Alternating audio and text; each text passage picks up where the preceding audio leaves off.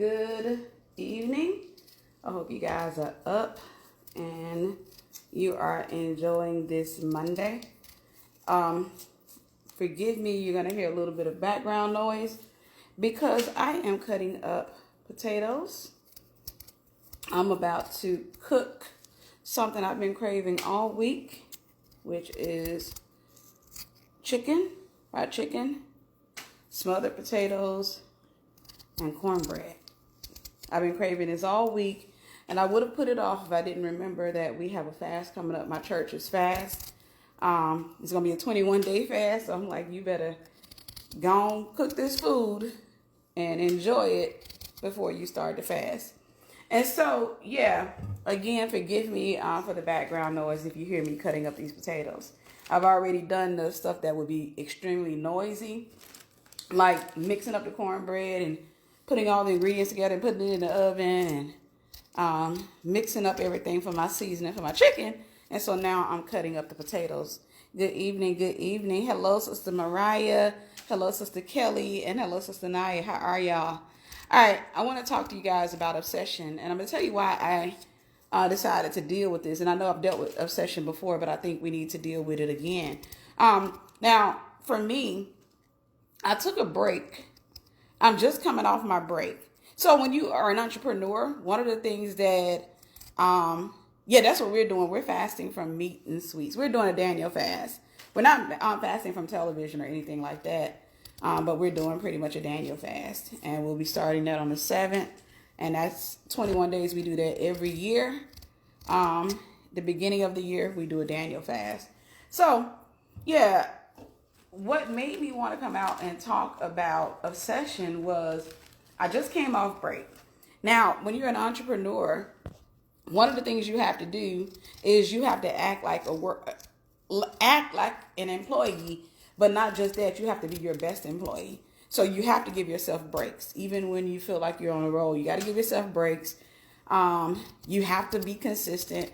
You cannot slack just because you are your boss and employee at the same time. So that's that. I went on my daily break, and my evening break, I typically go and lay down in my bed. I'm gonna be honest with you, I'll just scroll TikTok most of the time. I'll just lay in my bed and scroll TikTok. And that's that. And I didn't take my nap for the day because I'm just like, I don't really want to take a nap. I went upstairs and I just had this wild thought that came out of nowhere. Like this thought, there's this app where you can find people who offering services and stuff like that.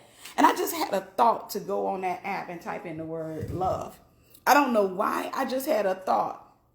Of course, I know it's God, but I just had this thought. Go type in the word love. It was just a heavy thought that got on my mind. Like, go to this app and type in the word love.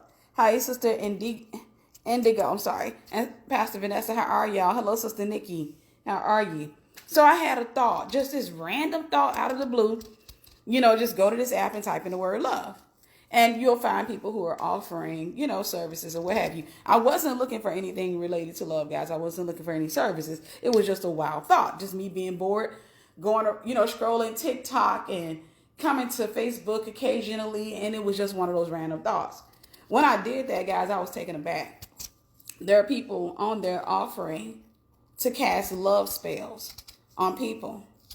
There are people on there offering to cast love spells and spells of obsession, on people. And that wasn't the big surprise. That was a surprise, but that wasn't the biggest part of the surprise. The surprise was the number of people who had actually purchased that gig. Not only purchased it, I'm talking about one of them had 457 reviews. Let me tell you something about reviews. Anytime you sell a service, like for me, you guys know I'm an author. I've written 42 books to date. I've published 42 books. I've written way more. But I published 42 books to date with more in the works. Most people who buy your book don't give you a review. You darn near have to beg for reviews. And even when you beg, only 10% of the people who have purchased a book for you will give you a review. You really have. So it's about 10%, maybe 1% of people that give you a review. I would say it's more along the lines of 1% of the people that buy a book from you give you a review.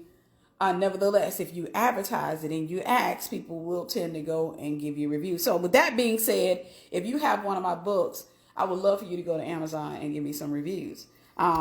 Definitely can use more and more because reviews help us to sell books. So with that said, 457 reviews, if that's 10%, now 10% is a high number. If that's 10% of the people who purchased that gig, over 4,000 people purchased that one gig alone. The other gig, I don't remember the number, but I remember it was high. I think it was higher than 400. I don't remember. I just know it was high.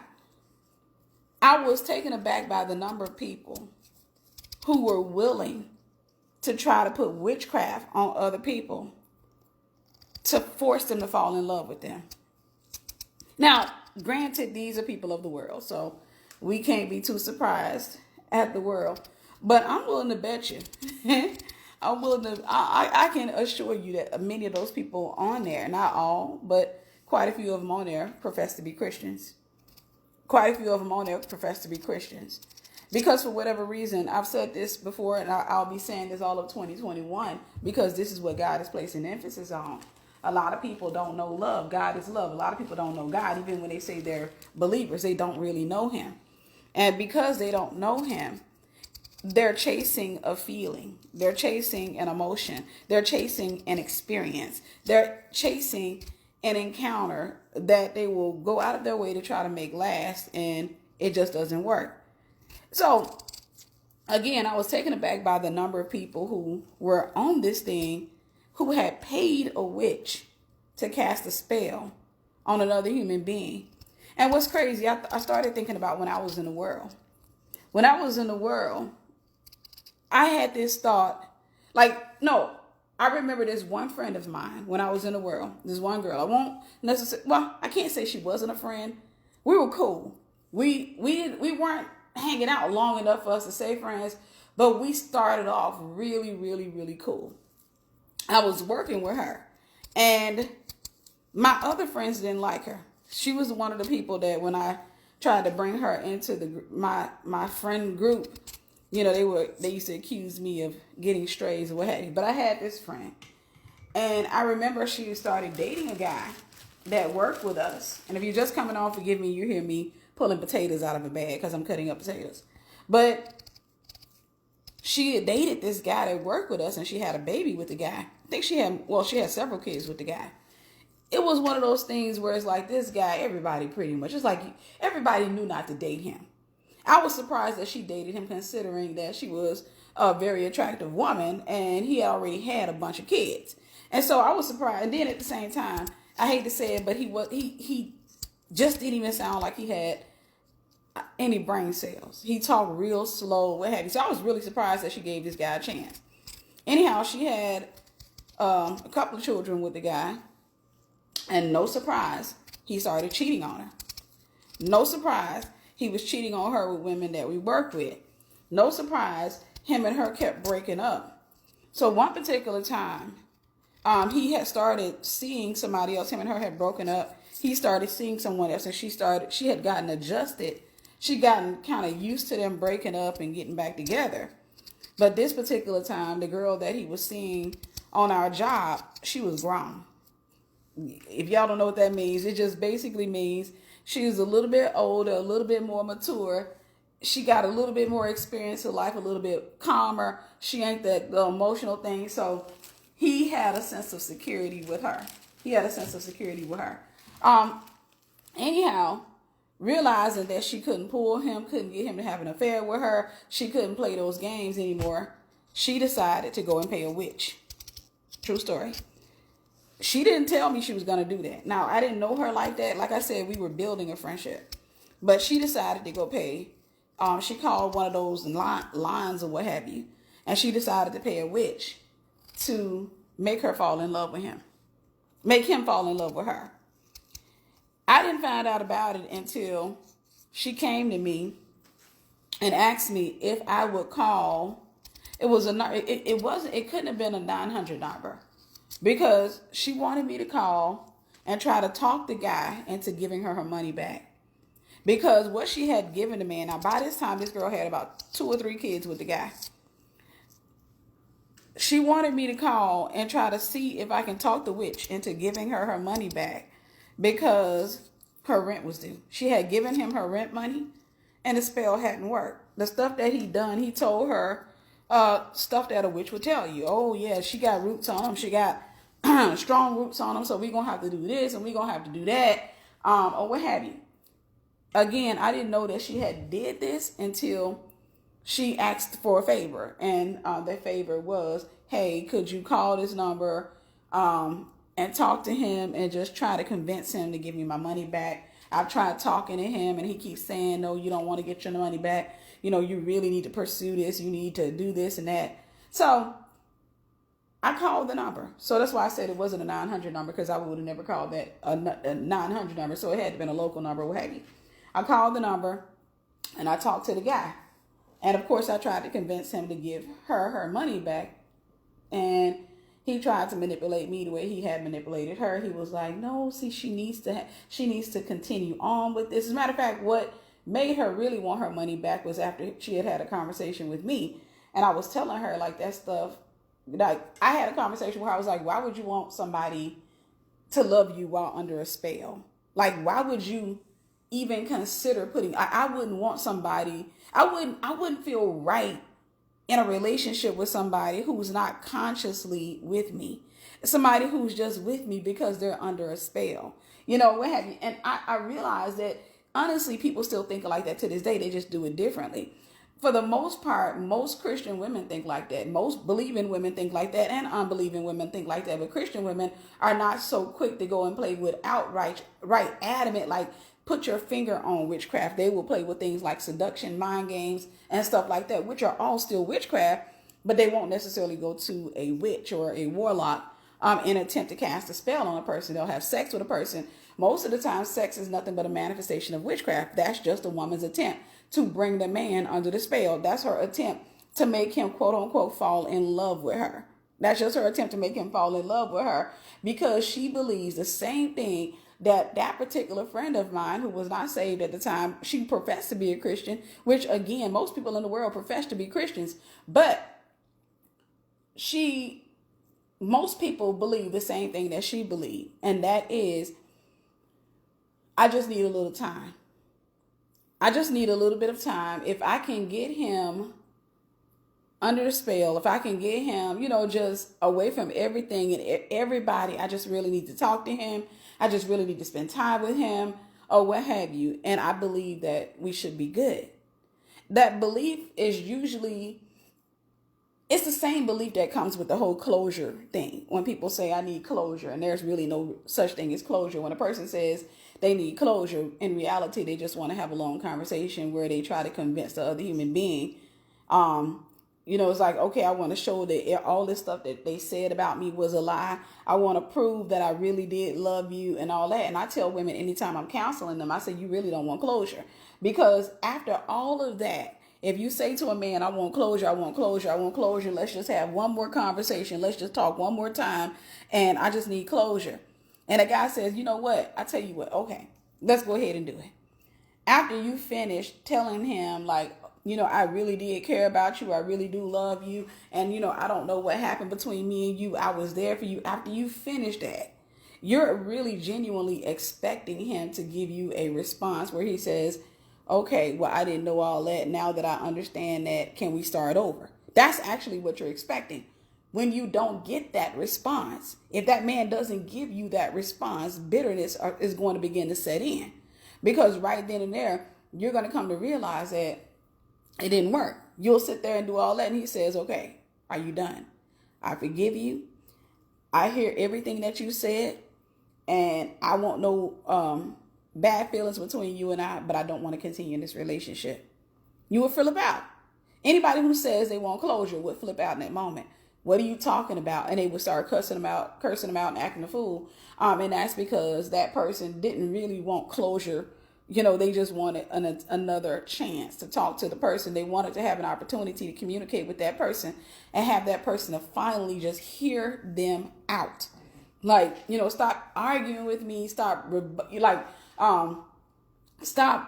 coming against everything that I say, just take the time out to finally hear me, hear my heart, look me in the eyes and see that I'm genuine. That's what they're asking for. That's what they're asking for, because they're really wanting a change of events.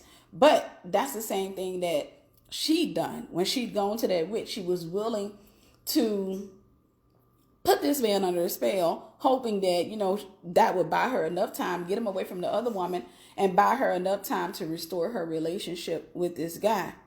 Buy her enough time. Obviously, it didn't work. The man didn't give her money back. She did all of that crazy stuff, and she ended up getting evicted from her apartment because she had used her rent money to pay a witch. She'd used her rent money to pay a witch. So when I say that I've seen some things, I've seen a lot of things when I was in the world. It surprises me today that people are still out here doing that. It surprises me because everybody claims to be woke, even people who are in the world. Everybody claims to be educated. But a lot of people don't understand how demonic contracts work. A lot of people don't understand a lot of these deaths, like premature deaths, where you see a young man dying at a young age, they are the result of a demonic contract. Because people don't understand, whenever you are going out here and you're paying a witch to, for example, cast a spell on a person, when you give that witch currency, the money is for the human. But there is a demonic contract. That demon is going to want something in exchange. And all too often what demons do, right, there's fine print. What demons do is they're going to require blood. They're going to require, and so that's when we start dealing with generational curses and stuff like that. If you see a generational curse of mental illness in your family, a generational curse of death, a generational curse of divorce, a generational curse of promiscuity and things like that, you can pretty much betcha by golly wow that there is a demonic contract somewhere. Somebody somewhere played with witchcraft. It's more common than we want to admit in the United States of America, because we like to cast ourselves as civilized. We like to cast ourselves as people who are no longer doing barbaric things. And so let me just give you a realistic view of obsession. And you probably heard me teach on this before, but I want to teach on it again because I want to get it inside of your cranium. Whenever you're dealing with obsession, all you're dealing with is a person who is under the influence. The person does not genuinely love you. Now, first, let's deal with this. There is no such thing as being in love. There's no such thing. It's an American concept that has become globalized. There is no such thing as being in love. Whenever you start experiencing like the racing heart, the sweaty palms, the butterflies in the stomach, what's happening is your alarm is going off in your heart. That's all. There's a such thing as love. The Bible tells us that love is not a what, love is a who. But we don't understand that in American culture. In American culture, we think that love is an emotion. We think that love is a feeling. And so consequently, we keep chasing the feeling, not realizing that feeling is basically you being outside of a sober mind. And anytime you're outside of a sober mind, it means you're high, you're intoxicated, you're under the influence. But the thing about being under the influence is that you're going to eventually sober up, or the other person is going to eventually sober up. So what we call being in love is really just being under the influence of another human being. And that influence is not based on facts. It's not based on truth. Why do you think when people go into that stage of being in love, what sobers them up is the truth about the other human being? What sobers them up is when they come to realize that, Tyrone is not the Casanova they envision him to be. What sobers them up when they come to realize that Tyrone don't want to get a job, or he don't want to keep a job. Tyrone is lazy. See, the fantasy is what had them quote unquote in love or under the influence. They were fantasizing about him being this amazing man who treated them like diamonds and pearls, who put them on a pedestal, who provided for them, who protected them, who stood, with them, and, just had this love forever and had babies and all that. That's the fantasy. But what always sobers us up is the truth. The truth is sobering. The reality of who Tyrone is. And hear me when I say this. Many people don't sober up until they're married. You can go years under the influence. You can literally go years and be under the influence. And then eventually one or both parties will start to sober up. All too often it's the guy who sobers up first, because women are sensitive creatures. The Bible calls us the weaker ones. Emotionally, we're weaker than guys. And so a lot of times what we do as women is we will get inside of our feelings, we'll get inside of our own head, we get inside of our emotions. We have all of these fantasies and imaginations of who this guy is, who he could potentially be. We have all of these things going in our minds, and we just basically keep ourselves bewitched. Men don't do that. On the other hand, a man can imagine, what it would be like to be with you. He can imagine all those things. He can bring himself under a spell as well. But men don't typically continue on in that. Women do. A man will eventually begin to tell himself the sobering truth. He doesn't just tell himself the sobering truth. He'll tell you that truth out loud. If you happen to be selfish, he's going to look at you one day and he'll say, you just too selfish. If you're argumentative, he's going to say, you always like to yell. You always like to argue. He will continue to tell you that sobering truth that he's telling himself about you. And as he tells himself that, eventually he begins to sober up. Reality starts to set in. And when reality sets in for most guys, they come to the realization that it's not going to work, because she's not trying to change who she is. She keeps accusing me of being this way. She keeps accusing me of being that way. And yes, I may have some changes that I need to make, but she got some major issues that I'm not willing to spend the rest of my life with. I'm not willing to spend the rest of my life with. So he no longer lies to himself about you being this beautiful Cinderella, this soft creature that he can protect and love. He starts envisioning that, and he starts dealing with the reality of you. And so he starts to sober up. However, women, on the other hand, will go into the bedroom and put themselves under the spell of obsession. We will sit back and imagine, like what we do is we fall in love with the imagination of the guy. We fall in love with the things that happen in the beginning of a relationship. Understand that the beginning of every relationship is going to be very beautiful. It's like a new car smell. You talking to each other. You don't know too many truths about each other, right? So the beginning of every relationship, or most relationships, are beautiful. And a lot of times what happens is a woman, she falls in love with not just the imagination, but the man that she met in the beginning of the relationship. So as the months and the years continue to pass on, the fighting is centered around her trying to recover the guy that she lost in the beginning of the relationship, trying to recover the guy that she met, trying to recover the guy that she, quote unquote, fell under the influence of or fell in love with. Her fight is her attempt to get that guy who looks her in the eyes and stared at her so lovingly. Her fight is centered around that. And what makes it so upsetting to the woman is because she realizes that her fight is to save her relationship. She realizes that her fight is centered around trying to make things right. However, the guy's fight is centered around trying to get her to just embrace him or understand him or accept him for who he is or how he is. So you have two people fighting for two completely different things. Obsession has everything to do with imagination. God says, casting down imaginations and every high thing that exalts itself against the knowledge of God, and bringing into captivity every thought to the obedience of Christ. Obsession is centered around your imagination. And so again, I saw these people, and they're literally out here paying people. They're literally out here paying people to cast spells on other human beings in an attempt to force those people to love them. And that's because, again, the world doesn't know God. God is love. Many people in the church don't know God. Many people in the church know his name and they know scriptures. That's it. Many of them don't necessarily know him, his character. It's no different than if you're in a relationship with a person. And, I think we've all been here at some point.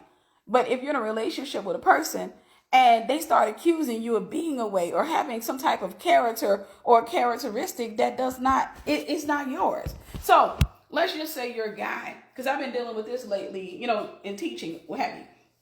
Let's just say your guy comes home and he tries to, he's talking about this one girl.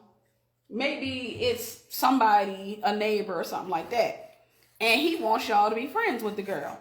And you trying to tell him, hey, look, I don't like this girl. I don't know her, but I think she like you. I'm not trying to embrace her like that. But for him, he's under the influence of that girl because the girl showed him a different side of herself than she showed you. Whenever she sees you, she barely speaks. She can be relatively rude or what have you, but whenever she sees him, she engages him. She's nice to him. She's funny. She does all of these things. And so you find yourself trying to convince the guy, like, listen, no, I heard he says, and let's just say her name is, let's go with the Vicky girl again. Her name is Vicky. He comes and he says, I saw Vicky when I went out jogging yesterday. And Vicky, she was asking about, us all going on a double date, her and her husband and me and you. And you say no, because Vicky like you. He's like, no, Vicky's married. Vicky's married, but Vicky likes you. So I don't know if they're swingers. I don't know what their deal is, but I know what I see with this girl. And so in that moment, he starts accusing you of being insecure and jealous. That's not your character. You're not the type of person that wrestles with insecurities or jealousy. So you're spending quite a bit of time trying to convince him that's not my character. He's attaching a characteristic, a trait. He's attaching something to you that does not fit you. That's a label that you cannot, it doesn't stick, but he doesn't know you. Now, y'all been married, let's say 8 years. 8 years, and he still doesn't know you. He still doesn't know you. Now, that's a whole teaching within itself. If he doesn't know you, it's because he hasn't been pursuing God. And God says, he who finds a wife finds a good thing and obtains favor of the Lord. Again, a wife is a mindset. God is dealing with the heart of a person. If he's not pursuing the heart of God, or if he stops his pursuit of God, he can't get access to revelation of you. The only revelation he has to settle for in regards to you is what you manifest before him. And then he has to interpret that based on his experiences in life and his experiences with you or what have you. And so that's that. If he's not pursuing God, he's going to have a misunderstanding or a misinterpretation or a missed understanding of you. It's no different than what we do to God. Again, a lot of times Christians don't know God. They have a relationship with him, but they don't know his character. They don't know who he is. So consequently, they start thinking God's mad at them.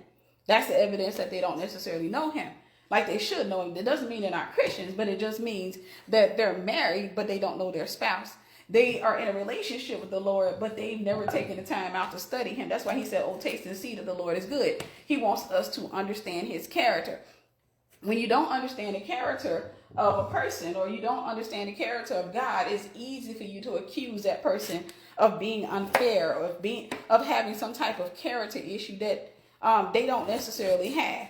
And so whenever you're dealing with obsession, what you're doing, y'all forgive me, I'm cutting up potatoes, but whenever you're dealing with obsession, what you're dealing with is a fantasy. It's you fantasizing about what you want that person to be and how you want that person to be.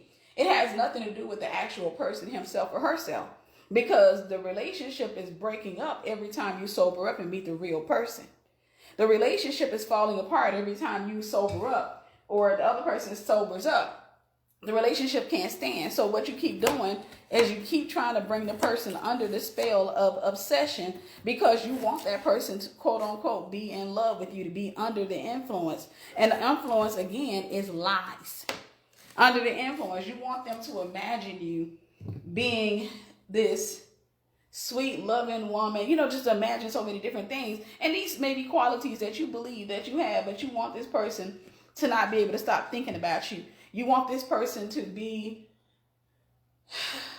on his job and, putting in his best work or what have you, but you're utilizing demons to accomplish that, rather than utilizing the ears of that person, allowing that person to make a clear, conscious, and sober decision as to whether or not they want to get to know the real you. And so you're doing all of those things. But one thing people don't understand about obsession is that it's a dangerous game to play. It is a dangerous game to play. I can dare to say this. Many times when you see a man or a woman who has killed their partner or their spouse, that person was obsessed. That person was obsessed. Yes, even 15 years later, the person was obsessed. And it wasn't love, because love doesn't drive you to murder. Whenever you love a person, believe it or not, whenever you love a person, if you start realizing that you're not good for that person, whenever you start realizing that person, like you're holding that person back, whenever you start realizing that the person would be better off without you, love will compel you to let the person go. Love will compel you to release the person. Obsession won't. Obsession makes you feel, and I'm going to help you understand, obsession makes you think that the person is going to go and be everything you imagine, but they're going to be that for somebody else. Obsession makes you think that your life is going to be over if this person doesn't remain a part of it. Obsession makes you think that the person is supposed to be with you and there's no other way, and it's got to be the devil. Everything, everything is just going wrong or what have you. Obsession will make you go and consider taking the life of another human being. Obsession will make you take a person constantly to court and keep using child support and all kinds of stuff as a justification just so that you can see the guy, just so that you can engage him. That's obsession. Real love doesn't make you do that. Love, remember, God is love. Love is not an emotion. Love is not a feeling. God is love. God will compel you to just let go. God will compel you to take accountability and to forgive. God will compel you to just, count your losses and heal. Go get counseling, get therapy. And to Matthew 6:33. We've dealt with it in 2020. We'll deal with it in 2021. And that is, seek ye first the kingdom of God and all his righteousness, and everything else will be added to you. Love will make you just pursue the heart of God. Love will make you look at that broken man who walked out of your life and walked out of your children's life and begin to intercede for him. Begin to pray and say, Lord, set him free. Lord, I don't want him to go to hell. He may not be the best person, but at the same time, there's some stuff that happened to him. So I'm not going to be angry with him. Love will compel you to speak good of him to his children and not evil of him. Obsession will make you speak evil of the person. Obsession will make you look at your children and say, your stupid daddy. Your obsession will make you look, because whenever you're dealing with obsession, there's an anger, a disappointment there because of the entitlement. I was expecting you to become this great man you had the potential to be. I saw it in my head. You were this beautiful man. We were on the islands of Fahiti. We were in Fahiti making love on the sand. We had such a beautiful, we could have had such a beautiful thing. I had nothing but good plans for you. I just wanted to love on you. I would have always been faithful to you. I would have always been this and I would have always been that, but yet and still you hurt me. I turned my back on people for you. Obsession will make you walk away from other relationships or try to build your relationship on broken relationships, meaning you'll cut off your friends. You'll leave your church. You'll do all types of stupid stuff in an attempt to prove to the other person that your love for them is real. But true love compels you to do things right by God. True love compels you to put God first and, to seek God first. And God has to be number one in that relationship, because the relationship has to be centered around giving God the glory. That's what true love does. Obsession does the opposite. Obsession gets you engaged with a feeling. It gets you engaged with an emotion. It gets you engaged with, let me check on my cornbread. Praise the Lord, it is golden. We're going to cut this off. I'm going to talk to y'all for about 10 more minutes, and then so I can put my potatoes and stuff on. But true love will compel you to do things in a way that will give God the glory. True love will make you say, even though I'm hurting right now, even though I'm disappointed right now, let me seek the truth rather than speaking my own truth. Rather than sitting here trying to tell people, see, I was there for him and I did this for him and I loved on him and all this, and he still dogged me out. He ain't nothing but a dog. He ain't no good. Yeah, that may be the fact, but let's deal with the root of the issue. True love will make you take accountability. True love will make you say, you know what? I ain't gonna lie. I sinned to get him. That's the reason he did what he did, because you know what?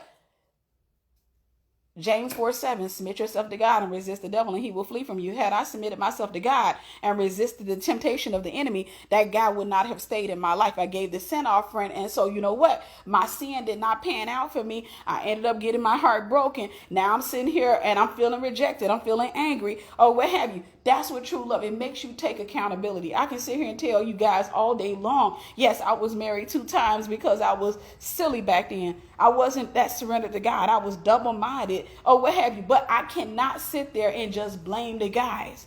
True love made me get on my face and begin to intercede for them. True love made me say, you know what? I don't want them to go to hell. Obsession makes you say, they need to burn. They need to feel every ounce of pain, everything they ever did for me, all the wicked stuff they did to me. Obsession will make you look and you get bad news. It makes you even stay plugged into a person. But you get news that something bad happened. Girl, you heard about Tyrone. What happened? You know, that girl he with, she did this to him, or he called her cheating, girl. And you what? But catch this, you ain't, that ain't it. That ain't the worst part. He called her cheating with his brother. What? Yep, walked right in, said the brother was handling her. Yep. Obsession will make you rejoice because it's linked to unforgiveness. It'll make you laugh. It'll make you want to hang out with the person who's giving you those bad news because you're like, oh girl, let's go. Where you want to go to? Let's go to this restaurant. Because I need all of it. I'm paying. Obsession makes you look at people and laugh whenever bad things happen to them because you haven't forgiven a person. But love will make you stand in the gap. Love will make you sit back and say, Lord, in the name of Jesus, I ask that you deal with the heart of Tyrone. I ask that you heal him of his father wounds. I ask that you heal him of every wound that he has, every wound that he's experienced with women. Because if I'm interceding for Tyrone, if I got a child with Tyrone, then what I'm doing is I'm actually praying. I'm standing in the gap because I want Tyrone to become a better parent to my child. I want him to become a better parent to my child. So I'm standing in the gap because I want to see my child finally get that father that I feel like he or she deserves. But if I'm angry and I'm obsessed, no, I want that person to feel every ounce of pain. I want them to feel everything they've ever made me feel. And I want it to be heightened. And I want them to see my face. That's what obsession does. It's nothing but you placing a person under a spell and then getting mad when they sober up. It's you using sex as a tool of witchcraft, as a tool of manipulation, going outside the will of God, dishonoring the word of God in an attempt to get what you want, and then getting mad when the word of God comes back and proves itself to be true. Did y'all hear that? When the word comes back and proves itself to be true, or proves himself to be true, when the word comes back and proves that, hey, when you do things out of order, disorderly conduct is going to be the result. You'll get your heart broken. You'll deal with things like being cheated on and being abandoned and having to constantly try to heal. And now you got a child with somebody who, was just in your life because, he's collecting concubines. He was in your life and he didn't set up there and he didn't had his fun with you. Now he off somewhere else and you stuck at home with his children. As a matter of fact, he did everything in his power to make sure he locked you down and loaded you with 3 kids. Because he wanted to make sure that you couldn't get out there in the streets and be with nobody else. He wanted to make sure that every man that came into your life would not take you seriously. He wanted to make sure that he planted a seed with you before he walked out that door. That's a system in his family. Generational curses are nothing but a lack of information. That's all it is. When you see generational blessings, it's just an abundance of information. It's an abundance of wisdom, an abundance of revelation. If you see a couple, for example, this girl and her parents are married and they've been married for 50 plus years. And she marries a guy and his parents have been married for 37 years, for example. They have an abundance of information. They know how to go through the curves of life. They know how to get through all of the things that threaten marriage because they've overcome. But if you come across somebody whose parents are divorced after 3 years, 10 years, or what have you, after 10 years, chances are the person that you get in a relationship with is going to run out of revelation. They're going to run out of information. You're going to come to a point in your relationship with them where they're going to start feeling like, I don't know what else to do. I didn't give you all that I had. I didn't gave you everything. I didn't try. I started coming home early. I started doing this. I started doing that. I don't know what else to do. That's all divorce is. A divorce is the result of a lack of information. That's why you have to get counselors. That's why you got to get people to come in and give you information, give you more information. You have to have people who, for example, have been married and they've gone through the curves of life and they can look at you and say, oh yeah, we came to that patch in our marriage. And so this is what you need. That's how you break generational curses. It's through information. You need more information, but you also need humility. One of the generational curses that manifests itself is pride. Pride is a system. It is a stronghold. It is the hardening of the heart. And what ends up happening with pride is Even though you can have somebody who's been married for 40 years that is sitting there trying to give you revelation and information, but you're too prideful. You're too wounded to receive it. You're too wounded because wherever there's a scar on your heart, wherever you guys wounded each other, that place begins to scab over in an event called pride. It becomes your heart begins to harden up. And so from there, people can be giving you revelation. People can be giving you information, but you can't receive it because you're too prideful. You're too angry because you're sitting up there. Tell him that. I've been trying to tell him that, but he don't like to listen to me. Whatever. You're too prideful. You're upset because obsession didn't work. Obsession and love are not one and the same. Obsession does not give you love. You cannot buy time with a man. Y'all hear me when I say this. You can't get in a relationship with a guy and buy time, like over time he's going to come to love me. I know they used to do that back in the days where a lot of relationships were arranged, and in many countries they still have arranged marriages. And the concept behind it is that love will come over time. And a lot of people think that, so that's why I'm an advocate for this and I'm an advocate for that, because, love will come over time. That's why a lot of guys are willing to get in relationships with women that don't love them, because they feel like, well, she'll come to love me over time. Women do the same thing. A woman will get in a relationship with somebody who doesn't love her, is not necessarily attracted to her, but she thinks that love will come over time. But let me give you some revelation as to, what was happening in the biblical times. It wasn't the presence of love that kept those relationships together. Now, many of them did grow to love each other, what have you, but it wasn't the presence of love. It was the presence of laws, rules, guidelines. So many people got trapped inside of loveless marriages, but they honored the law. They honored the traditions. They honored, even the word of God. They honored that so much that they held on to it. Even when you see a lot of Muslim traditions and stuff like that, they honor their deity. It's not love that makes them stay together. It's not love. Love is not something that you plant and then you just try to grow over time. I'm going to give you a revelation about love. God says, seek ye first the kingdom of God, and all his righteousness and everything else will be added to you. God is love. So what he's saying, if you want to take that and break it down into, he's saying, seek me. Chase love. Chase me. Not eros, not romantic love. I want you to get to know agape. That has to be the foundation of every relationship. Agape love is God's kind of love. It is unconditional love. It is love that continues even when I'm not happy with this guy, when I can't stand him. It's love that continues when, things begin to break down in his life as we begin to age and he doesn't look so good anymore. It's unconditional love. I love the spirit of the man and not the flesh of him. That's what I'm looking at. I'm looking at the eternal side of the guy. And so God says, seek ye first the kingdom of God and all his righteousness, and everything else will be added to you. What he's saying is, I want you to seek me. I want you to have a relationship with me. I want you to become content in your relationship with me. I want to fill all of your voids, because to be content means that God begins to fill those voids. It means that God makes you whole. It's those voids that make you begin to obsess over a guy. Or for the guys, it makes you obsess over a woman. It's those voids that you have. So God is saying, I want you to seek me, and I want you to seek me with all of your might. I want you to chase me. I want you to be obsessed with me. I want you to get to know me. I want you to just sit in my presence. I want you to get to know me, and you're going to become content. And so all of a sudden that desire to be married, it just dies. Now, it's not that you don't want to be married, but it's not something that you are obsessed with. It just dies because you become so whole and content in God. You become so happy in his presence. You become so happy. You get so caught up in him. And he remembers your prayer. He remembers that you said, hey, I want to be married. I want to have a husband. He remembers your prayer. When he remembers your prayer, he does something that will scare you. He hides you. He doesn't reveal you. He hides you.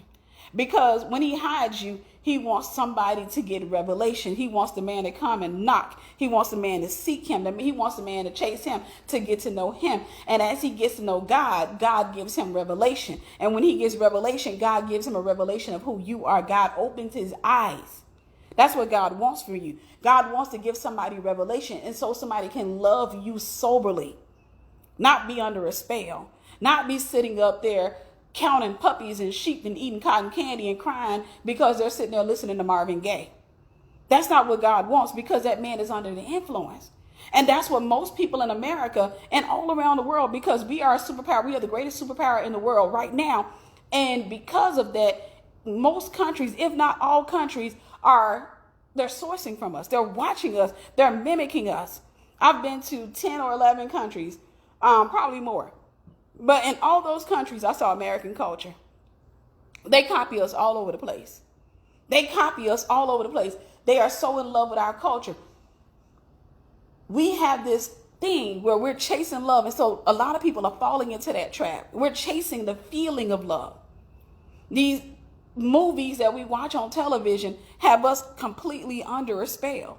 We'll sit back and watch a movie like a love comedy. What do you call those? Romantic comedy. We'll watch a romantic comedy or something, and we go to feeling that adrenaline, that oxytocin, that dopamine. We go to feeling those things moving in and through us, and we just go feeling all warm and jittery. That is not love manifesting itself. It's just hormones. It's the revelation, or it means that your heart has been entered. It means that something is getting into your heart. God says to guard your heart, for out of it pours the issues of life. We were taught that feeling was a good feeling. And I'm not surprised, because the enemy does disguise himself as an angel of light. So it doesn't surprise me that he would take something that is a warning and disguise it as something that, we should want. And so consequently, we go out here and get in a relationship with somebody, and then we start experiencing that, because what we're doing, we begin to release words. We start releasing all these blessings at the person. We start talking to him. He says, "What are you doing?" I said, "Thinking about you." He says, "Thinking about you too." "So what did you do today?" "Thought about you." "Thinking about you too." There's no substance to that conversation. He's not getting to know me. All we're doing is love bombing each other. We're bringing each other under the spell, and it becomes so tangible. It becomes so strong to the point where he says, "I can't, I need to see you. I need to see you." And you're just like, and when y'all get around each other, because you love bomb each other, and you're both under the influence, you want to experience that. You want to explore it. You want to take it to the next level. And so when you kiss them, we go to this place called Cloud 9. No, you're high as a kite. You kiss him. Now it's just like, oh my gosh. So he leaves, you come in the house, and you obsess over that kiss. And you just sit there and think about him, and think about him, and think about him, and think about him some more. And you just wait on him to call you, wait on him to text. You call, and if he doesn't call or text, you start experiencing fear. Please call me a lie. Heart start racing. If you call him and he doesn't answer the phone, your heart has been hijacked. You start experiencing fear. He didn't call. He said he was going to call when he got home. So you start calling, and you start thinking, okay. And it's not that you think he was in an accident. You're afraid that he's breaking up with you. You're afraid that he's had a sobering moment. So you keep on calling, texting, "Hey, call me when you get home. Call me when you get home." And if he doesn't call, you find yourself starting to experience some of the manifestations of obsession, including anger. Anger is one of the 7 stages of grief. You begin to grieve the relationship while still in it. You You start experiencing that. Then you get a call from him. And he said, "I left my phone in my car." He didn't leave his phone in his car. I'm going to go ahead and break you off something. If you are talking to a guy and he does not call you, and he says, "My phone died," or "I left my phone in the car," I can translate that for you. He was with another female. He was with another female. You were interrupting him while he was with another female. He's got somebody else under the influence as well. He's marketing himself well. That's what I can interpret it for you. He was with another female. He was hanging out with her. He saw your call coming in. He put the phone on silent, turned it face down, and that's it. When the female left the next day, he gave you a call. You can stop panicking, because you're just one of his concubines. If you are sober, you remain logical. So you can see something for what it really is. If you remain sober and you allow the man to get to know you for who you are, and you get to know him for who he is, you have to recognize love bombing and in the beginning stages. Like as soon as somebody gets on the phone with you, he shouldn't be going into this, can't stop thinking about you. No, look, we don't need to go into that emotion. We don't need to go there right now. I need to get to know you. I need to know if you're crazy. I need to know if you got an STD. I need to know if your family crazy. I need to know how many kids you got. I need to know the generational curses in your family. I need to get to know you as a person, because I need to see if I want to pursue this relationship, if I want to continue, or if I want to build a relationship with you. I don't need to hear about you telling me how you felt about me all day long, because you don't even know me to say that you thought about me all day long. If you thought about me, you imagine who you thought I am or who you want me to be. That's all. And so, no, I need you to be sober and get to know me. We don't like that kind of teaching, because our system teaches us to fall, quote unquote, in love. We call ourselves falling in love, and we are so addicted to that feeling. We are dopamine addicts. Americans are dopamine addicts. We are addicted to the feeling of falling in love. We are addicted to it. We love it. We get in relationships just to experience it. We'll even date somebody that we don't even like and love bomb him just so we can get in that feeling. Come on, tell me I'm lying.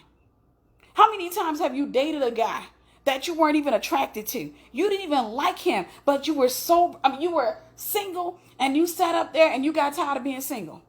So you know what you did? You started entertaining the guy. You started playing with him, talking to him on the phone, and you love bombing him. You let him love bomb you. He starts telling you, I can't stop thinking about you. I was thinking about you all night long. You got me on your mind, and you just let yourself go. That's addiction. Bind the spirit of addiction. That's addiction manifesting itself. You are addicted to the feeling of, quote unquote, being in love, but that's not love. It's not love. It's obsession. You're addicted to that. You're addicted to that. And because you're addicted to it, it's like, you ever had that auntie who smoked cigarettes? She was addicted to Newport 100s. I know I did. Had an auntie. Forgive me, guys. Y'all about to sit here with water going out the sink because I need to rinse these potatoes off. But you have that auntie who was addicted to Newport 100s, didn't have a car growing up. And she give you some money. You have that little corner store that, they know who she is. And even though it's illegal to sell cigarettes to a child under 18 years old, many of us knew stores that would sell us cigarettes because we were going on behalf of our aunties. The auntie would call sometimes beforehand. Sorry, let me rinse out this sink because I got my potatoes that I need to. All right, sorry guys. But she would send us beforehand. She would call up to the store, beforehand. And she said, and oftentimes it was one of those Indian stores. I'm just telling y'all my experience. But she called and she said, send here. I'm about to send my niece, so I'm about to send my daughter to the store to give me some Newport 100s. And he said, okay. And you went up in there. Or, she just said, I'm going to send him to the store to get some cigarettes. But he was busy. He didn't know that he was out of Newport 100s. So you got in the store, and he said, he looked and he said, oh, no, we're out of Newport 100s. So he turned around and he sent you back home, either that or you called from the store. Most of the times you probably called from the store, called your auntie back and said, hey, he out of Newport 100s. He out.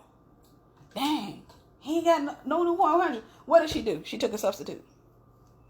She took a substitute because she was so addicted to smoking. She said, oh, man, I don't like getting, I'm trying to think of another brand of cigarettes. All I know is I just remember my auntie used to send us to the store for her Newports. And my dad used to smoke Newports. But she sat back there and she's like, what else they got? So you go to name it off, like the cigarettes that he got or what have you. And she tells you to get another brand. She tells you, get this particular brand. Go ahead and get that. What she's doing is she's so addicted that she's willing to take a substitute. That's what addiction does. When you go and you start dating somebody that you're not attracted to, what's happening is you're so addicted to the feeling that you will do anything to experience that feeling again. You're so addicted. Marlboros. Awesome. Thank you. Yeah, he said, okay, go ahead and get some Marlboros. She said, get some Marlboros. How much they cost? Yeah, go and get me a pack of Marlboros. Dang, I got to go into town. I got to go to the store and get me some Marlboros. What have you? Yeah, Cool. Actually, Cool was what my dad smoked. Thank you. My dad actually smoked Cool. I remember that name on the pack now. But my auntie smoked Marlboros. But, sorry guys, I'm washing off these potatoes. Whenever you're addicted to that feeling and you can't get to the real deal, when you can't get to the man that you really want, when you can't get to the man that you want, the type of guy you want to be in a relationship with, you'll settle. You'll start dating Tyrone. You'll start dating somebody that you're not attracted to. And you'll start experimenting with the guy. You'll experiment with allowing him to just, begin to love bomb you, tell you, I was thinking about you today. And, what you doing? And you will allow him to do those type of things because you're addicted to the feeling. And then you'll try to engage yourself in it. Tell me somebody who's never done that. You'll start engaging yourself in the feeling because you want to see how far you'll go with it. Oh, it's back. That's fine. That's fine. I appreciate you. But you want to see how far you'll go. You're experimenting. That's what obsession is. It's addictive. It's not real love.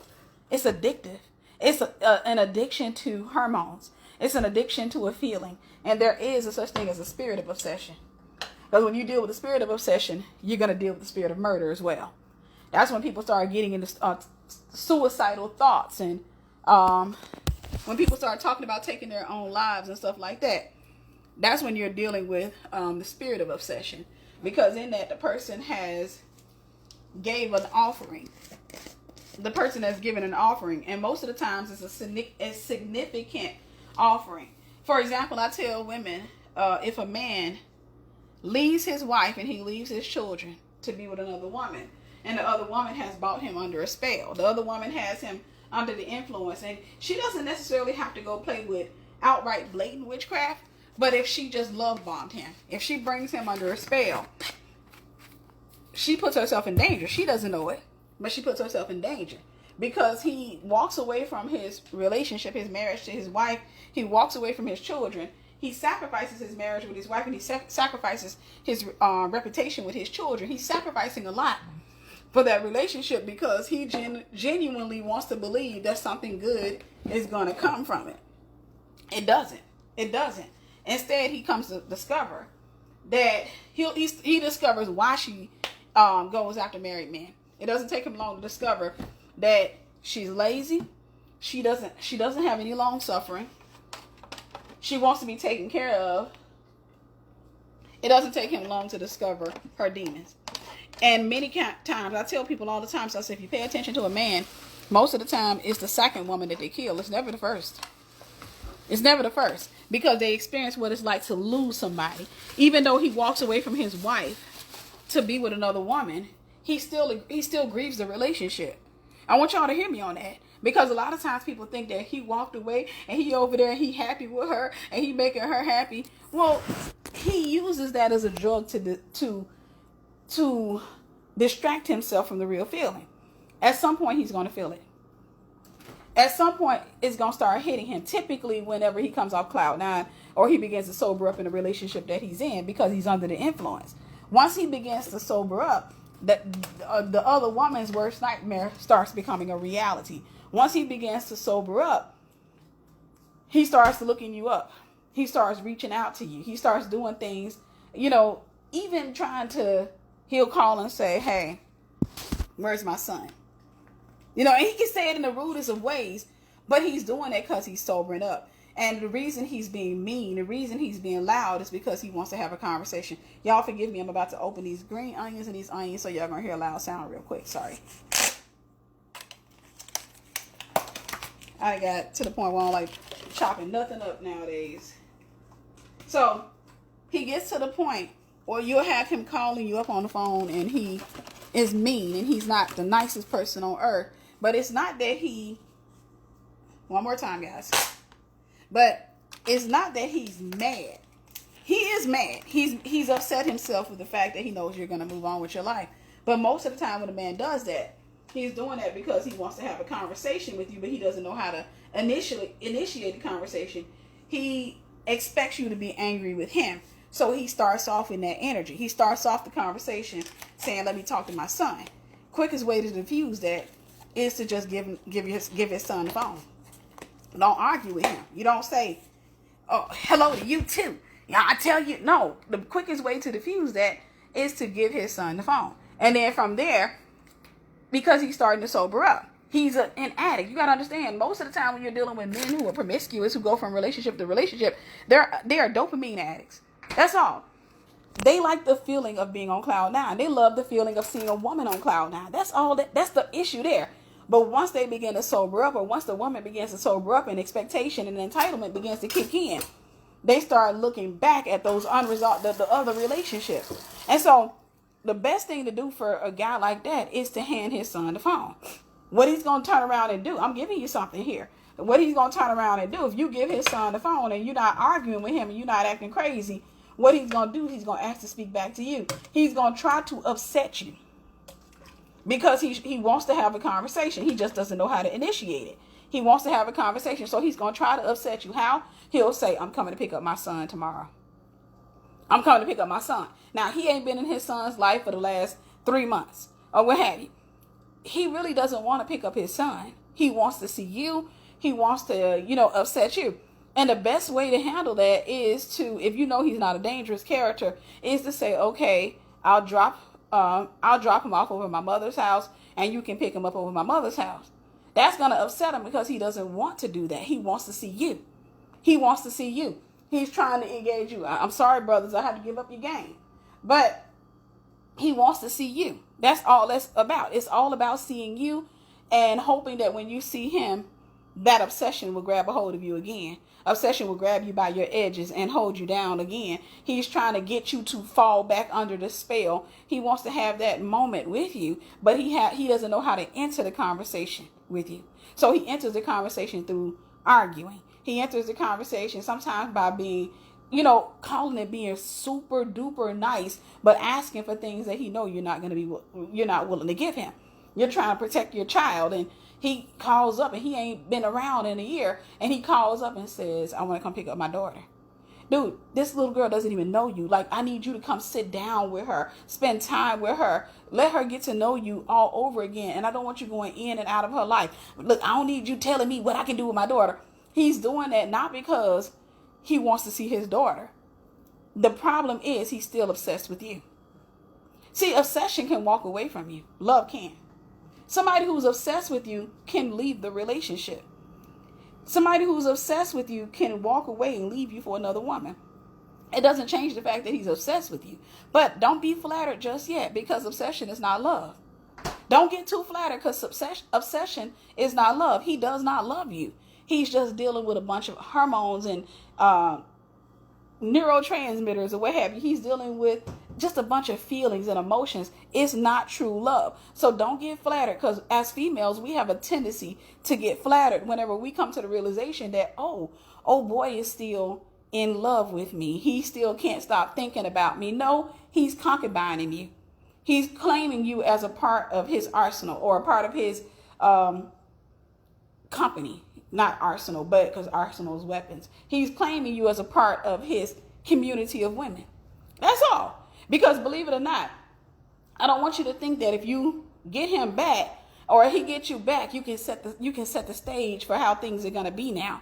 You can talk to him and he's gonna finally understand, and you're gonna tell him, like, if you're gonna be with me, I'm gonna need you to leave all these women alone. You gotta understand, no. If he is obsessing over you, he deals with the spirit of obsession. Obsession is not a spirit that shows prejudice.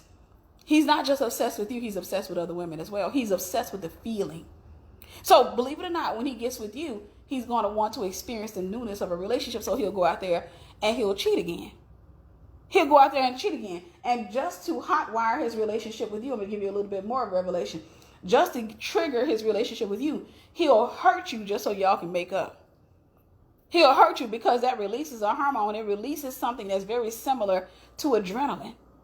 He'll hurt you just so y'all can make up. He's not loving you. He's not, quote unquote, in love with you. It's a feeling. That's all. He wants to experience that feeling. I'm saying this to say, we have to stop in the Western world. We have to stop playing with witchcraft. We have to stop wanting people to go under the influence of words, because that's all witchcraft is. If you want to know the truth, it's just words. What do you think a witch does? Whenever she's stirring a pot or putting stuff in a pot and throwing, that stuff has no real power. What actually has the power is words. See, I want you to pay attention to words. Words, when you link them together, some words don't make sense. In order for a person to cast a spell, they have to link the right words together. That's why some words are considered curses. Some words or some phrases are considered curses. Some words are considered blasphemy. It's the linking together of words. That's all it is. That's why you can break a demonic contract with words. You can come out of a demonic agreement with words. That's why you bring yourself under a soul tie with what? Words. That's why you don't have to have sex to get into a soul tie, because it's just words. Emotional soul ties. You sit up and talk to each other long enough, y'all gonna start releasing words. Words. And what creates the stronghold part of the words, or the outer core, the shell around the words, is the beliefs. It's nothing but the beliefs. Matter of fact, I take that back. The beliefs are the core. The words are the outer shell. The beliefs are the core. And that's what creates the soul tie. That's why whenever y'all break up, the beliefs don't go away. That's why it hurts so bad, because the beliefs are still there, but you're dealing with anger. And some of those beliefs begin to break. Some of those beliefs begin to fall away, but there's still some beliefs there. That's why you can't leave a relationship. You have to die your way out of one. You cannot walk out. Like if I'm with a guy, and especially if we sinning and doing all this crazy stuff, I can't just walk away from him. I can walk away, but I won't be excused from the relationship. Not in God's eye. I won't be out of the relationship because I'm still connected to him through a series of beliefs. I have to die my way out of the relationship. How do I die my way out of the relationship? I got to change my mind. I got to be transformed by the renewal of my mind. How do I do that? I study and show myself approved for the next level, approved for the revelation. I study. I spend time in the presence of God. I seek ye first the kingdom of God, and I put everything else behind me. I begin to chase God with all of my heart, and I stop chasing a feeling. I stop chasing emotions. I stop chasing it, and I just begin. And as I'm chasing God, he begins to give me revelation. He gives me truth. He begins to help me to understand what you were in was not love. What you have with this guy is not love. He begins to help me to understand what I've experienced until he starts making me whole and complete, and he starts to fill all of my voids. And before long, I don't want the guy anymore. What does that mean? I died. I died to myself. I died to that relationship. When I died to that relationship, I would not keep that man in the courtroom.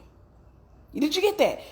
When I die to myself, I would not take that man to court. When I die to myself, I will not be obsessed or angry with that man. Even if I got children with him and he's disappointing my children, I won't be angry with him. I will look for a solution. I will look for a way to keep him from hurting my children without me having to be angry and condescending toward him. I will look for a way to create some resolve. I will be on my face in prayer. I will talk. I will look for information. I'll go talk to counselors. I'm not going to talk to any bitter people because I don't want their solutions. I'm going to talk to somebody who is healthy, somebody who has a relationship, for example, with their children's father, who, is equally as toxic, but they've managed to have a healthy relationship with a toxic person. Or they found a way to, if the person is extremely toxic to the point where it puts the children in danger, they know what you need to do to protect your children. That's what you do. We got to start walking around here thinking that if I can get him and I put it on him, and, we thought I can get him and we're going to fall in love and we're going to be together forever. No, that brings him under the influence, but he's going to sober up. He's going to sober up when he begins to meet the real you. When he starts seeing your flaws, he's going to sober up. One thing I love about God, however, he is love, and he's agape love, which has to be the foundation for eros. But he says, don't awaken love before it's time. In other words, don't use eros as a foundation, because eros without agape is lust. Eros without agape, it has to have a foundation. It has to be the walls of your relationship. It can't be the foundation of your relationship. God said, I want you to seek me first. Let's get this foundation going. I want your foundation to be me. So the choices that you make are me, which means that I won't be attracted to certain people just because I love God. There are certain people that I will not give a chance to because I love God. So Tyrone can't get a chance with me because I love the Lord, and Tyrone don't love him. Tyrone is not in his face like that. I don't care if Tyrone called himself Christian. He said you will know them by their fruits. God is number one in my life, so I need Tyrone for God to be number one in his life. That's what's going to set the stage for me to have a healthy relationship with a healthy person. But if I'm in a relationship with somebody who's too busy trying to love bomb me, if I'm in a relationship with somebody who is not emotionally and mentally healthy, if I'm in a relationship with somebody who does not love God, I will get rid of that person. But here's the beauty. I didn't allow the person to begin to obsess over me because I stopped it. As soon as he started talking, he started saying, when I saw you, man, I just knew you were the one. Hey, stop. That's cute. That's funny.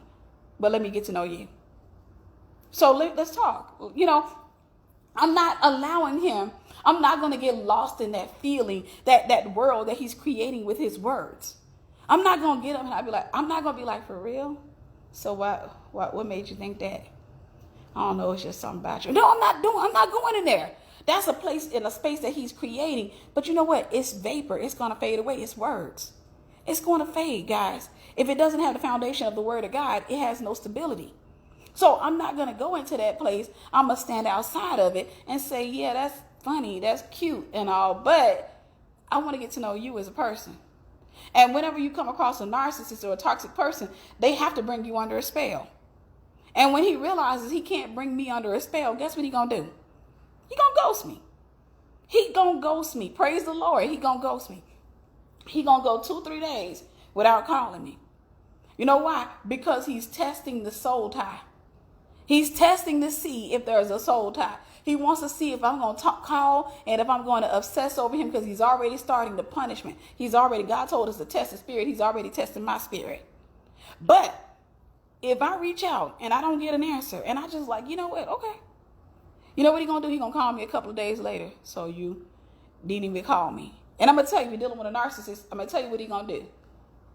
I was in a hospital. Or somebody in his family was in a hospital. Or somebody died. It's going to be something major. It's designed to make you feel guilt. It's designed to make you feel guilt. Bro, send me the obituary. It's designed to make you feel like the reason he didn't call you was because he was going through an event that was really heartbreaking. And here it is. He was expecting you to at least try to call him, but you didn't try to call him. No, it's a mind game. What you say to that? Oh, I'm sorry, I didn't know about that. Well, I didn't know if you needed space or not. So I'm not going to, I called you, I texted you, you didn't respond. So yeah, next time just try communicating, because the ball wasn't in my court anymore. It was in your court to communicate that something is going wrong. I was just not in the best space. But I still submit myself to God. Meaning he ain't going to get along with me. He want to come into my house. He ain't coming. I ain't coming to his house. All of those things, because that was the purpose of the punishment. The punishment was designed to weaken my defenses. The punishment was designed to get me to say, oh my gosh, I don't like this feeling. And, I don't want him to pull away from me. So, I tell you what, I'll just go ahead and let him come to my house. That's what the punishment is for. And so I can say, okay, because he's going to test me. He's going to be like, yeah, I wanted to come, out. When they told me my Aunt Maybelle had kicked the bucket, I wanted to come to your house and everything. I just kind of wanted to, hang out and be, with somebody. I just felt like I need, but I know your rules or what have you. That's a test. They tested Jesus, man. Y'all got to understand that. That's a test. The test is designed for you to say, well, in a case like that, no, you just sit back and say, oh, well, you could have called me and I would have came up to the hospital, or I would have went, or what have you, or we could have talked, or what have you. If you continue to James 4:7 him, meaning submit yourself to God and resist the temptation of the devil, the Bible says that he is going to flee. The devil is going to flee. And everybody who got the devil in him is going to flee from you. He going to get up and leave, meaning he going to go a few more days without calling you. He's going to keep playing games. Eventually, you have to come to the conclusion, and you have to say to him, you have to say, listen, I'm not into games. I think you have the potential to be an amazing person or what have you. But at the same time, I don't think you're necessarily ready for a relationship. And that's fine. And so I'm going to release you, and I'm no longer going to be contacting you. And I ask that you grant me the same favor. I'm going to tell you what he's going to say. All right. And then that I is going to be followed by a long text. It probably come in later that night. Y'all don't know. I know this stuff like a science. That I ain't going to be followed by a long text. I can't believe that, because he's going to try to use guilt. When you're dealing with narcissistic people, they use different spirits. He's going to try to use guilt on me that night. So he's going to text me and say, you know, I'm at one of the lowest stages of my life, and I was expecting you to be there. And when I told you about Aunt Maybelle, you know, I thought you would try to understand, but I'm glad you showed me who you really are in advance, because I really had high hopes of you, and I had great plans for us. I thought we could build something beautiful, but now that I see, don't feel guilty between that. Those just a stringing together of words. No, it's fine. It's funny, but it's just a stringing together of words. He sat up all day long to try to come up with the words that will produce the spell to make you feel guilt, make you experience guilt. Don't even respond to the text. The best response you can give him is a block. There's a app called Mr. Number. Use it. Block his number. Your phone probably has a built-in app designed to block the dude's number. You don't allow him to continue to communicate with you, because you're dealing with somebody who's using a slew of spirits and, you know, trying to get you under a spell. Because he has an objective. He wants to get in your panties. This whole charade is about getting in your panties and potentially even getting in your home. You know, because maybe he needs somewhere to stay. You know, maybe he want to play house. That's not somebody who loves you. We got to stop settling for obsession, thinking that eventually love is going to be born with obsession. That's no different than you taking an orange seed, planting it in the ground, or planting it around a bunch of apple trees and thinking, if I bring it around here where all these apple trees are and I plant this seed, it's going to become an apple tree. It's still going to be an orange tree. It's still going to produce oranges. It's going to grow up. It's not going to change its nature. So I'm saying all of that, guys. I had to get up in here so I can put my chicken on. I got my potatoes on, all that. But I'm saying that to say, give yourself the gift of love. You were created by love. God is love. This is why you crave love. Every human being needs love. And you'll find that in communities where there's a lot of poverty, there isn't that much love. Poverty is just the absence of information. And so you'll find in communities that where there isn't that much love, that life expectancy is very low. You'll find that in the most impoverished communities, there are a lot of diseases that are common to those communities, including cancer. So one of the things that you need to do, even in your youth or wherever stage you're in your life, is give yourself the gift of love. Give yourself not the feeling, not the emotion, not the false love, which is obsession. Don't give yourself that, because those things dissipate. Those things vaporize and they just go into thin air. Give yourself the gift of God. Study him. Pursue him. Chase him with all of your heart and mind. Submit yourself to him. Surrender yourself to him. Present your body as a living sacrifice, holy and acceptable to him, which is your reasonable service. Chase him with everything that you are, and let him be your love. Let him be your matchmaker. That way he can bring somebody into your life who is sober enough to truly love you. Because get this, the man is not that he's loving you he loves God. And so because he loves God, you get to share in the love that he has for God. God will filter his love through him to you. God will filter God's love, his agape, to him and through him to you. He'll allow you to experience eros when you're on the foundation of agape. But when you begin to experience eros, there is something about this, the foundation of agape that makes that thing sound. Meaning I can deal with now experiencing the racing heart, but it's not because I'm dealing with a lie. I can experience the different things because my heart has not been hijacked. It's okay for me to let this man in my heart. It's okay for me to let his words in my heart. It's okay because I trust the God in him. It's okay. I can experience love. I can let myself be free to experience love with this man. Because you know what? God is a third fold in our cord. And I don't have to worry about him sobering up and getting to a place where he looks at me one day with a dry look and says, I don't think I want to keep doing this. I haven't had that happen, praise God.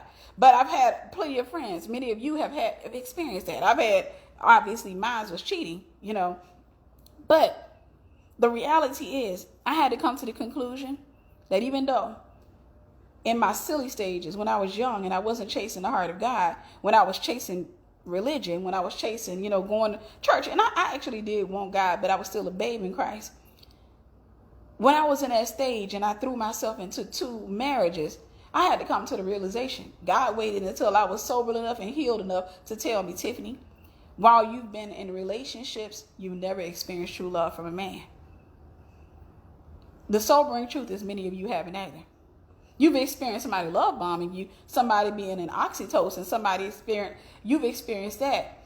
But you can't experience the love of another person until you give yourself the gift of love. You have to give yourself the gift of love. You have to chase God with all of your heart. Seek ye first the kingdom of God. Most people go to their graves and never experiencing love from another human being, at least eros love. Not true eros, like on the foundation of agape. They end up experiencing a bunch of lust and obsession, followed by being cheated on, being manipulated, being love bombed, being gaslighted, and being abandoned. That's what most people in the Western world experience. That's what most people, but the majority of people are chasing that marriage where you can have, say, hey, we've been together for 40 years. We've been together for 50 years. The majority of people will never have that. I'm showing you guys how to have it. The majority of people never have that because they're chasing a feeling. They're chasing an emotion. They're chasing a spirit when they should be chasing God. If you chase God and you put him first, that flesh of yours is going to have to go through a process of dying. It doesn't feel good, but I'm telling you, the more you get to know him, the more you become content. And when you're content, you won't be as contentious. Content people are not contentious. When you start chasing him, you get to know him. He begins to fill you with revelation. He begins to fill you with his spirit. He begins to fill you with his love. He starts filling those voids and healing those voids. He begins to deal with all of your wounds. He begins to give you information. He breaks the generational curse of divorce off of your life. He breaks the generational curse of poverty off of your life. He breaks all of these systems and these issues off of your life. And once he does that again, he doesn't reveal you, he hides you. To my sisters, I want you to know how God moves. Once you become a wife, God hides you.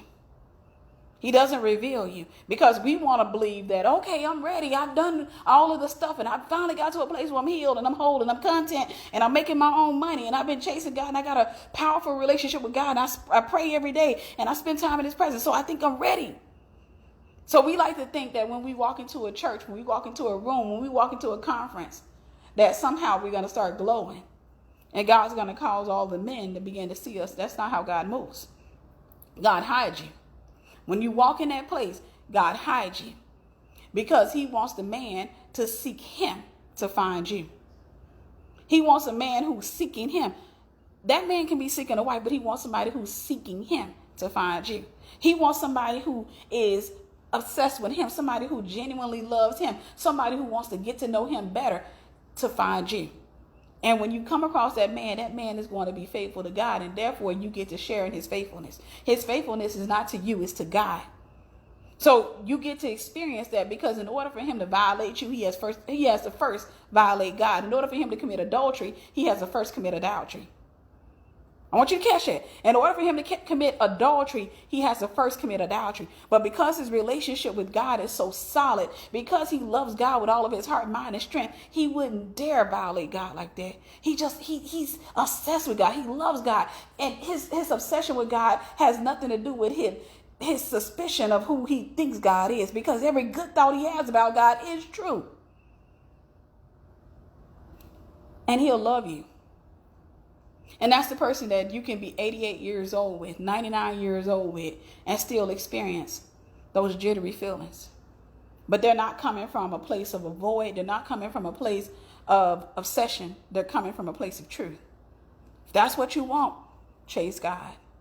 Matthew 6:33 needs to be your scripture for the year. Put God before any and everything. Chase him. Tell yourself the truth. If you're not ready to date, say, no, I need time.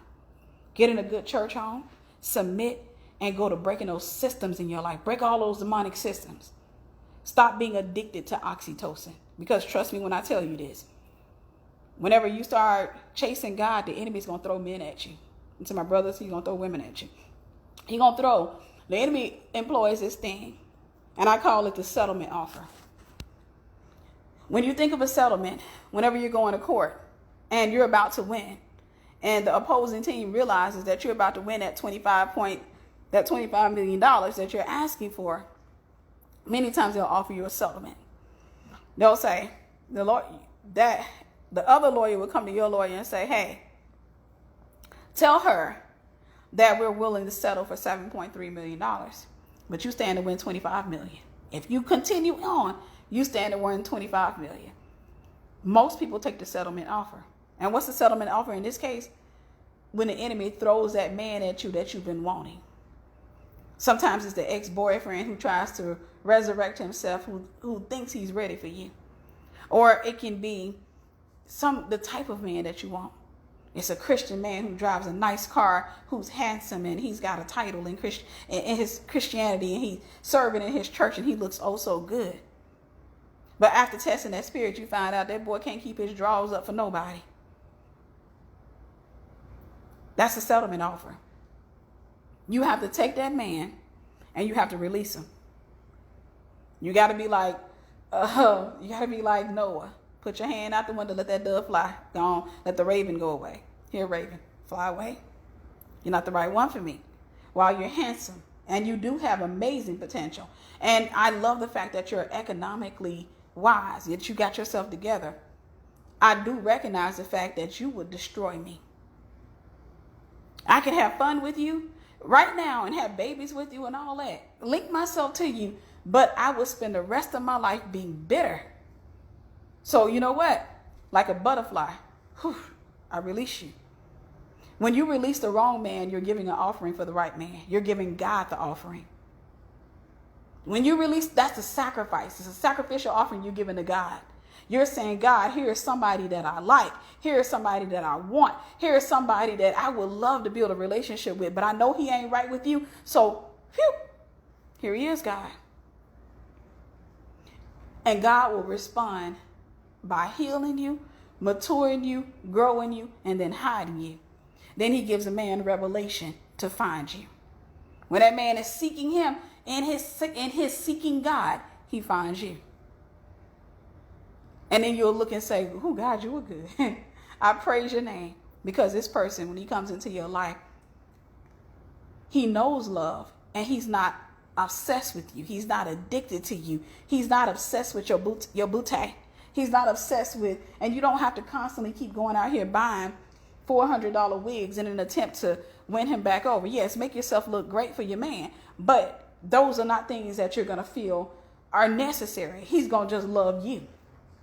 This is somebody who's going to love you. You won't have to worry about him walking out for another woman because he has a revelation of you. He has a revelation of you. That other woman, he ain't trying to do that. He's not willing to sabotage it. He's not willing to throw it away because of his love for God and his fear of God. But perfect love casts out fear. It's not even, he doesn't have to deal with fear. It's just love that leads him. So you get to choose. This is your choice tonight. You get to choose if you continue on in the system of obsession or if you really genuinely want love. Love requires a sacrifice. It requires you taking time out of your day to spend time with love, and that's God. It requires you getting to know him. That's studying your word. It requires you putting yourself in the congregation of the saints. God said, in all thy getting, get understanding. For all of my sisters and brothers who feel like, well, I don't need a pastor. The reason you go to church, just so you understand, because you can say, I can read my Bible for myself. The reason you go to church is for understanding and community. Because yes, you can read scriptures, but there are many scriptures that are going to go right over your head. That's how God designed it, because you're members. There's scriptures he gives you revelation of, and he wants you to be able to share it. He wants us to come together. So if you're trying to hide out in your home, then you can't be found, because now you got to be healed. You are a dismembered limb that's trying to hide themselves. So you have to come out and allow God to begin to heal you, to begin to deliver you, and to prepare you. You got to be able to have human relationships to get rid of the fear of rejection and abandonment. And you got to be able to put yourself out there. All right. I hope I've helped you guys on today. Y'all pray that my food comes out to be delicious, because guess what? I don't have that much cooking oil. I didn't realize that. Listen, I'm going to tell you something. The Holy Spirit's real. For people that don't know, the Lord's been laying on my heart. I've had a taste for this for the last day or two. And I kept thinking to myself, oh my gosh, I really would love, I want fried chicken, smothered potatoes, and cornbread. I don't know why I just had that feeling. Fried chicken, that's the thing that was over my mind. Fried chicken, smothered potatoes, and cornbread. Sweet cornbread at that. And I just kept thinking, cooking oil. You need to get... I didn't listen.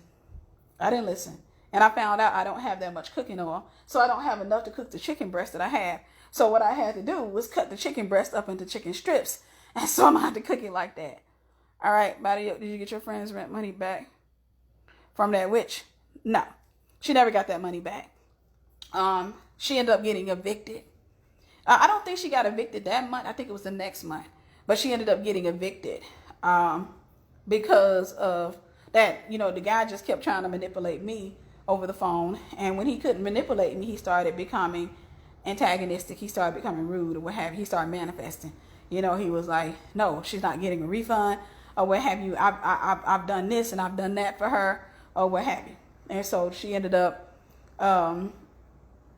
getting evicted. Her and the guy, obviously, they didn't work out. He moved on many times to other people. She ended up being really, really, really bitter. I didn't know her like that, so we never got a chance to really build a friendship. But I just remember seeing her around the workplace, and every time I talked to her, she obsessively talked about him. Like she was, and the crazy part for me was she was such a pretty girl, but she obsessively talked about him, and that was that. She ended up having babies with other guys and all that other stuff. So the circle of life continued for the world. It just continued. So last I saw her, she had gotten saved. She was talking about Jesus and everything. So prayerfully, she's doing well now. All right. I love me some y'all. I hope this message helped y'all. I hope it blessed you. Do me a favor. If you have not liked this page, like it, share this content. It will help somebody. All right. Love you. Hey, sis. God bless y'all.